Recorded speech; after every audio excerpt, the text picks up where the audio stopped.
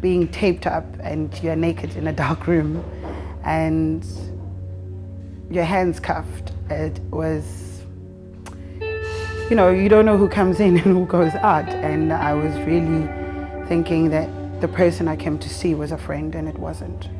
It was just a lie. And just being 2 weeks, no food, nothing, and you just smell like semen. And after that 2 weeks, it was the anger of life, that you don't like life at all. And it was straight into drugs and prostitution from club to club in Johannesburg.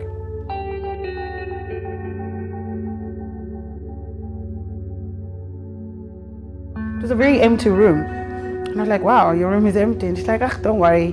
You know, as we go through the year, we're gonna start buying stuff and stuff. I'm like, oh, okay. She walked out the room, and that was the last time I saw her. And then I think first 3 guys walked in, which was Zimbabweans. And then I was confused, and they just said, well, didn't your friend tell you? And I think that's where my heart really reached my throat. And they did everything, and then they were the first, and after they did that, they tied me up. And it went on for at least, I think, 10 to 11 days.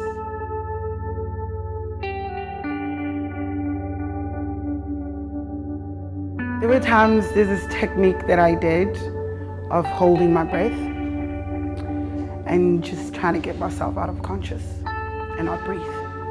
And that would happen.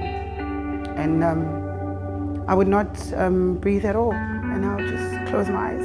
And as the choking, and the one guy does what he does, and the other side of your body, and the other guy does what, then my mind would just switch off, and that would be it. After that 2 weeks, just taking a bath was a problem. Because I remember I was in whatever shower, which was a public shower that was in Park Station. And smelling like semen went on for months, because that's what I was soaked in for 2 weeks. If you're trafficked, that's what I learned on that particular time. There has to be another new girl. And I was kicked out of the house because there was another new girl. And I had to find my own way. And I went straight to Park Station.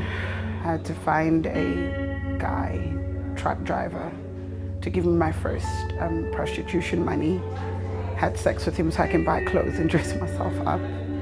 And then he went to the streets, and whatever prostitution I did on Johannesburg streets was always for money and drugs. There was nothing of money to get out because there was too much anger going on. Your day doesn't look like night, your night doesn't look like day, because you just have reflections on what's happened with you.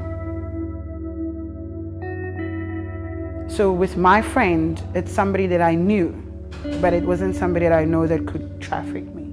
Because the way she put it, it was a girl, she was a student, and you know, she was at UJ and all of that, and I didn't know that she had other plans of making money for me, because obviously when it turned out, it's like the money she made off me was for her to continue to study. I'm at the incredible place now.